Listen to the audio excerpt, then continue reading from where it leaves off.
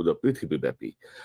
তো এটি নিয়েও আমি দেখলাম যে ধরেন গত জুলাইতে মানুষ যেখানে মানুষের অধিকারের জন্য রাস্তায় নেমেছিল, মানুষের নিরাপত্তার জন্য রাস্তায় নেমেছিল, মত প্রকাশের অধিকারের জন্য রাস্তায় নেমেছিল।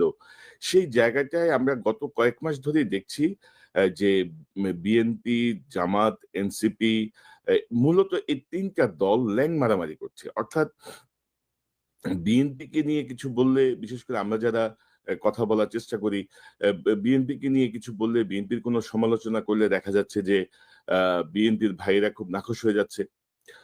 তারা আমার ১৪ গোষ্ঠী উদ্ধার করতেছে এসে। আবার এনসিপির বিপক্ষে বললে এনসিপি উদ্ধার করতেছে, জামাতের ব্যাপারে কিছু বললে জামাত উদ্ধার করতেছে। অর্থাৎ একটা ল্যাং মারামারি, আমি ক্ষমতায় যাব, ও ক্ষমতায় যাবে।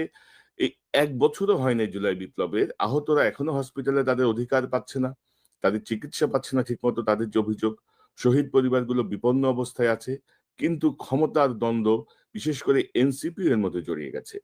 বাংলাদেশের যে রাজনৈতিক দলগুলো আওয়ামী লীগ, বিএনপি, জামাত সবাই তো চাঁদাবাজির সঙ্গে যুক্ত। কে চাঁদাবাজির বাইরে? এই যে সদ্য এই ডিম ফুটে বের হওয়া এনসিপি, তারা নিজেরাই তো চাঁদাবাজি শুরু করছে। এরকম বহু অভিযোগ, প্রামাণ্য দলিল আমাদের হাতেও আছে। এবং অনেক কিছু গণমাধ্যমেও এসেছে। তো মিটফোর্ডের ঘটনাটা নিয়ে আমাদের যেটা মনে হচ্ছিল, আমার গতকালকে মনে হচ্ছিল যে সামথিং ইস কুকিং। মানে কিছু একটা হচ্ছে, কারণ ধরেন যে প্রথমত ঘটনাটা ঘটেছে দুদিন আগে। দুদিন পরে সোশ্যাল মিডিয়ায় এর ভিডিও আসার পরে এটি নিয়ে হইচই শুরু হয়। তো ঢাকা শহরে মিটফোর্ডের মতো একটা জায়গায় এইরকম একটা ঘটনা ঘটলো, সেটি কেন ২ দিন আ আ গণমাধ্যমে আসলো না? কেন সবাই এটাকে ব্ল্যাক আউট করলো? কার নির্দেশে ব্ল্যাক আউট করলো? এই ঘটনাটি যেখানে ঘটছে সেখানে কিন্তু মিটফোর্ড হসপিটালের আনসার ক্যাম্প আছে। আনসারদের কাছে অস্ত্র আছে, আনসারের কমান্ডার আছে। কেউ যদি ২ টা ফাঁকা গুলিও করত, এই এত বীভৎস ঘটনা তো ঘটতে পারত না। আশেপাশের সাধারণ মানুষরা কোথায় ছিল? সেনাবাহিনী কত দূরে ছিল? পুলিশ কত দূরে ছিল?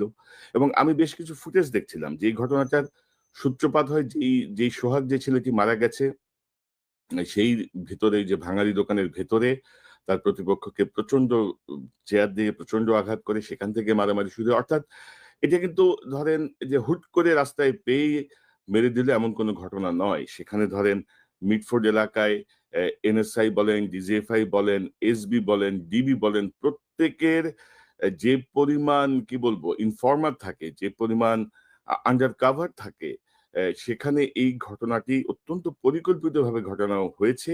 এটি হচ্ছে আমার পর্যবেক্ষণ। এবং এর পরবর্তীতে আপনি যদি দেখেন, এর পরবর্তীতে ঢাকার ইডেন বিশ্ববিদ্যালয় বলেন, বুয়েট বলেন, জগন্নাথ বলেন, বিভিন্ন জায়গা থেকে দেখলাম যে মিছিল মিটিং হচ্ছে। মিছিল মিটিং থেকে বলা হচ্ছে যে ছাত্র দলের নেতা কর্মীরা এখানে থাকতে পারবে না। হল ছেড়ে দিতে হবে। হল থেকে বের হয়ে যেতে হবে। অর্থাৎ অ্যা মিটফোর্ডে একটা ঘটনা ঘটলো, আ সেটা ধরেন এবং নিহতের যে মামলার যে আবেদন, সে মামলার আবেদন হচ্ছে, এটা হচ্ছে পূর্ব শত্রুতার জের ধরে এই আ ঘটনাটা ঘটেছে বলে তার মেয়েরা যে মামলা করেছেন, সেটির মধ্যে আমি দেখলাম সংবাদ মাধ্যমে। তো আ সেটাকে ধরেন বিএনপি যে চাঁদাবাজি করছে দেশ জুড়ে, তার সঙ্গে রিলেট করে ধরেন অ্যা অ্যা এই যে ধরেন বিএনপি হলে থাকতে পারবে না। এই যে হাওয়াটা, এই হাওয়াটা কিন্তু আমার কাছে ঠিক সুবিধাজনক হাওয়া মনে হচ্ছে না। এক ধরনের রাজনীতিকীকরণ, এক ধরনের ধরেন যে কোনো কি বলবো রাজনৈতিক দলগুলোর চরিত্র হননের একটা বিশাল চেষ্টা। তো বিএনপি তো ধরেন ইতিমধ্যেই বিএনপির নেতাকর্মীদের দ্বারা বিএনপি বোধহয় ৩,০০০ না ৪,০০০ বহিষ্কার করছে দল থেকে। তো এটা তো স্পষ্ট যে বিএনপির ভেতরে চাঁদাবাজ, দখলবাজরা তো আছেই। এবং বহু চাঁদাবাজ, দখলবাজ বিএনপি এবং জামাত এবং এনসিপি আওয়ামী লীগকে অ্যাডপ্ট করছে তাদের দলে বিভিন্নভাবে, বিভিন্ন রকম নামে, বিভিন্ন রকম ফরমেটে। প্রত্যেকটি এরকম বহু তথ্য আছে। আমি হয়তো আগামী ২-১ দিনের মধ্য থেকে এগুলো সামনে নিয়ে আসার চেষ্টা করব। যে কোথায়, কোথায় আওয়ামী লীগ বিএনপিতে যোগ দিয়েছে, কোথায়, কোথায় এনসিপিতে যোগ দিয়েছে, কোথায়, কোথায় উম জামাতে যোগ দিয়েছে। তো এখন ধরেন যাদের স্বভাব ছিল আওয়ামী লীগের, যাদের স্বভাব তো ছিল ১৫ বছর ধরে লুটপাট, লুণ্ঠন, তো তারা তো এই দলে এসে ফেরেশতা হওয়ার কোনো কারণ নাই। তারাও ইন্ধন দিচ্ছে, তারাও পরিকল্পনা দিচ্ছে, তারাও কৌশলগুলো বলছে। আর বিএনপি তো ধরেন আগে থেকেই জানে অনেক কিছু, জামাতও জানে।